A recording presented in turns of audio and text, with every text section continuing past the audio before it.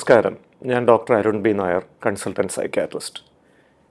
24 വയസ്സുള്ള യുവതി കലാരംഗത്ത് പ്രവർത്തിക്കുന്നൊരു വ്യക്തിയാണ്. അഭിനേതാവാണ്, ആങ്കറിങ് ചെയ്യുന്ന വ്യക്തിയാണ്, മറ്റു പലതരത്തിലും കലാമേഖലയിൽ ശ്രദ്ധേയായൊരു വ്യക്തിയാണ്. കഴിഞ്ഞ ഒരു വർഷമായിട്ട് ഒരു പ്രണയത്തിൽ അകപ്പെട്ടിരിക്കുന്നു.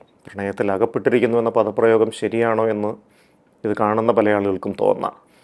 പക്ഷേ ആ കുട്ടി പറയുന്നത് താൻ ശരിക്കും അകപ്പെട്ടു പോവുക തന്നെയാണ് ചെയ്തത് എന്നുള്ളതാണ്. ഒരു കൊല്ലത്തിന് മുൻപ് ഒരു പ്രോഗ്രാം ആങ്കർ ചെയ്യുന്നതിന് ഇടയിലാണ് ഒരു വ്യവസായിയായ ഒരു ചെറുപ്പക്കാരനുമായി പരിചയപ്പെടാനിടയായത്. വളരെ സ്മാർട്ടായിട്ടുള്ള, വളരെ സ്റ്റൈലിഷായിട്ട് വസ്ത്രം ധരിക്കുന്ന, അതിമനോഹരമായി അത്യാകർഷകമായി സംസാരിക്കുന്ന, വളരെ ഗംഭീരമായിട്ട് ഇംഗ്ലീഷൊക്കെ പറയുന്ന, സംസാരത്തിലുടനീളം തത്വചിന്തയും പ്രശസ്ത ഗ്രന്ഥങ്ങളിൽ നിന്നുള്ള ഉദ്ധരണികളും തുടങ്ങിയ കാര്യങ്ങളൊക്കെ ഉദ്ധരിച്ച് സംസാരിക്കുന്ന ശരിക്കും പറഞ്ഞ ഒരു വലിയ പണ്ഡിതനാണ് എന്ന് തോന്നിപ്പിക്കുന്ന ഒരു വ്യക്തി.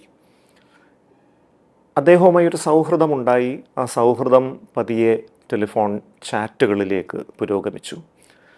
എന്ത് പ്രശ്നത്തിനും കൃത്യമായൊരു ഉത്തരം പറയുന്ന, നിമിഷ നേരം കൊണ്ട് തന്നെ ഉത്തരം പറയുന്ന ആ വ്യക്തിയോട് പെൺകുട്ടിക്കൊരു ആകർഷണം തോന്നുന്ന സ്വാഭാവികമാണ്. കാരണം അവളുടെ വീട്ടിൽ അച്ഛനും അമ്മയും തമ്മിൽ അത്ര നല്ല ബന്ധമല്ല. നിരന്തരം വഴക്കാണ്. അച്ഛൻ ഒരു മദ്യപനാണ്, അമ്മയാണെങ്കിൽ സ്ഥിരം അച്ഛനെക്കുറിച്ച് കുറ്റം പറയുന്നു. അപ്പോൾ വീട്ടിൽ എല്ലാ അർത്ഥത്തിലും ശ്വാസം മുട്ടുന്ന ഒരു അന്തരീക്ഷമാണ് നിലനിൽക്കുന്നത്.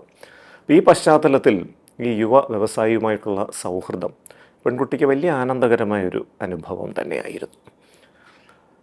ഇദ്ദേഹം തൻ്റെ ജീവിത പങ്കാളിയായി വന്നാൽ ജീവിതം എത്ര മനോഹരമായിരിക്കും എന്ന് പെൺകുട്ടി സ്വപ്നം കാണാൻ തുടങ്ങി. ഒടുവിൽ തൻ്റെ പ്രണയം അദ്ദേഹത്തോട് തുറന്നു പറഞ്ഞു. അദ്ദേഹം ആദ്യം ചെറിയ ഒരു മടിയൊക്കെ കാണിച്ചു. നമ്മുടെ രണ്ടുപേരുടെയും കുടുംബ പശ്ചാത്തലങ്ങളും തൊഴിൽ രീതികളും ഒക്കെ വ്യത്യസ്തമല്ലേ എന്നൊക്കെ പറഞ്ഞു. എങ്കിലും ആ പെൺകുട്ടി വീണ്ടും താല്പര്യമെടുത്തതോടുകൂടി അദ്ദേഹം സമ്മതിക്കുന്നൊരവസ്ഥ വന്നു. പ്രണയത്തിലേക്ക് കയറിയ ആദ്യ നാളുകളിൽ വലിയൊരു സന്തോഷമാണ് ആ പെൺകുട്ടിക്ക് ലഭിച്ചത്. കാരണം ലോകത്തിലെ ഏറ്റവും ഭാഗ്യവതിയായ കാമുകി താനാണെന്ന് ആ കുട്ടിക്ക് തോന്നി. കാരണം ഓരോ മാസവും സർപ്രൈസ് ഗിഫ്റ്റുകൾ പാഴ്സലായിട്ട് വരുന്നു. ചിലപ്പോൾ അപ്രതീക്ഷിതമായ ഒരു ദിവസം അദ്ദേഹത്തിൻ്റെ വലിയ വിദേശ നിർമ്മിത വാഹനവുമായി വരുന്നു. നമുക്ക് 2 ദിവസം ഔട്ടിങ്ങിന് പോകാം എന്ന് പറഞ്ഞ് ദൂര സ്ഥലങ്ങളിലേക്ക് ഡ്രൈവ് ചെയ്ത് വളരെ മനോഹരമായ ടൂറിസ്റ്റ് ഡെസ്റ്റിനേഷൻസിലേക്ക് കൊണ്ടുപോകുന്നു. അങ്ങനെ എല്ലാ തരത്തിലും അവളെ അങ്ങ് സന്തോഷിപ്പിക്കുന്ന, സന്തോഷം കൊണ്ട് അങ്ങേ അറ്റം എത്തിക്കുന്ന ഒരു അവസ്ഥ. ആ പെൺകുട്ടി വല്ലാതെ അങ്ങ് ആനന്ദത്തിമിർപ്പിലായിപ്പോയി എന്ന് തന്നെ പറയാം. പക്ഷെ ക്രമേണ കുറച്ച് കഴിഞ്ഞപ്പോൾ അദ്ദേഹത്തിൻ്റെ സ്വഭാവത്തിൽ ചില വ്യത്യാസങ്ങളൊക്കെ കണ്ടു തുടങ്ങി. ഒരിക്കലൊരു സംഭാഷണത്തിനിടയിൽ എന്തോ ഒരു കാര്യം അദ്ദേഹം പറഞ്ഞപ്പോൾ അദ്ദേഹത്തെ ഒന്ന് കളിയാക്കുന്ന തരത്തിൽ ഈ പെൺകുട്ടി ഒന്ന് പ്രതികരിച്ചു. അയാൾ പൊട്ടിത്തെറിച്ചു. നീ ആരാണ് എന്നെ കളിയാക്കാൻ? നിനക്ക് എൻ്റെ മുൻപിൽ നിൽക്കാൻ എന്ത് യോഗ്യതയാണുള്ളത്? ഞാനീ പറയുന്ന കാര്യങ്ങളെക്കുറിച്ച് എന്തെങ്കിലും നിനക്കറിയാമോ? നീ ഒരു വെറും വിഡ്ഢി മാത്രമാണ്. എൻ്റെ അടുത്ത് നീ മത്സരിക്കാൻ വരരുത് എന്ന് പറഞ്ഞുകൊണ്ട് പൊട്ടിത്തെറിച്ചു. പെൺകുട്ടിക്ക് അതൊരു ഷോക്കായിപ്പോയി. എന്താണ് ഇയാൾ ഇങ്ങനെ പെരുമാറുന്നത്? ഇത്രയും നാളും അങ്ങേയറ്റം സ്നേഹം വാരിക്കോരി തന്ന് ഒരു വ്യക്തി എന്തുകൊണ്ടിങ്ങനെ പെട്ടെന്ന് പൊട്ടിത്തെറിക്കുന്നു? അത് കഴിഞ്ഞ് കുറച്ച് ദിവസത്തേക്ക് യാതൊരു കോണ്ടാക്റ്റുമില്ല. 3-4 ദിവസത്തേക്ക് ഒരു തരത്തിലുള്ളൊരു കോണ്ടാക്റ്റുമില്ല. പെൺകുട്ടി നിരന്തരം മെസ്സേജ് അയക്കുന്നു, അദ്ദേഹം ബ്ലോക്ക് ചെയ്യുന്നു. ഫോണിൽ വിളിക്കുന്നു, പ്രതികരണങ്ങളില്ല.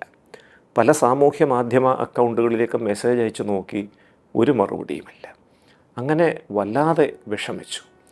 തൻ്റെ മനോഹരമായൊരു പ്രണയം ഒരു ദുർബല നിമിഷത്തിൽ തോന്നിയ ഒരു വിഡ്ഢിത്തരം മൂലം, ഒരു പരിഹാസവാചകം ചൊരിഞ്ഞത് മൂലം നശിച്ചു പോയല്ലോ എന്നോർത്ത് സ്വയം കുറ്റപ്പെടുത്തുന്ന ഒരവസ്ഥയിലേക്ക് പോലും ആ പെൺകുട്ടി എത്തി. എന്നിട്ടും അദ്ദേഹത്തിൻ്റെ ഭാഗത്തുനിന്ന് പ്രതികരണമൊന്നുമില്ല. ഏതാണ്ട് ഒരാഴ്ച കഴിഞ്ഞപ്പോൾ ഇയാളിനി എന്നോട് സഹകരിക്കാനില്ലായിരിക്കുമെന്ന് കരുതി പൂർണ്ണമായി മനസ്സുകൊണ്ട് അതിൽ നിന്ന് പിൻവാങ്ങാൻ അവൾ തയ്യാറായി. എന്നാൽ പിറ്റേന്ന് രാവിലെ അവളെ അത്ഭുതപ്പെടുത്തിക്കൊണ്ട് അയാളുടെ ഒരു വാട്സാപ്പ് സന്ദേശം എത്തുകയാണ്. ഒരാഴ്ചയായിട്ട് വിവരമൊന്നുമില്ലല്ലോ, നിനക്കെന്ത് പറ്റി? നീ ഇങ്ങ് വാ എന്ന് പറഞ്ഞൊരു മെസ്സേജ്. പെൺകുട്ടി വല്ലാതെ ആശ്ചര്യപ്പെട്ടു. കാരണം തന്നെ അയാൾ വെറുക്കുകയാണ്, ഉപേക്ഷിച്ചു എന്ന് കരുതിയിടത്തു നിന്നാണ് ഇങ്ങ് വാ എന്ന് പറഞ്ഞൊരു മെസ്സേജ് വരുന്നത്. എല്ലാ തിരക്കുകളും ഉപേക്ഷിച്ച് അന്നുണ്ടായിരുന്നൊരു ഷൂട്ടിംഗ് വരെ മാറ്റി വെച്ചുകൊണ്ട് ആ പെൺകുട്ടി അയാളുടെ ഓഫീസിലേക്ക് ഓടിയെത്തി. ഓഫീസിലേക്ക് എത്തിയപ്പോൾ ഒന്നും സംഭവിക്കാത്ത പോലെയാണ് ആ വ്യവസായിയുടെ പെരുമാറ്റം.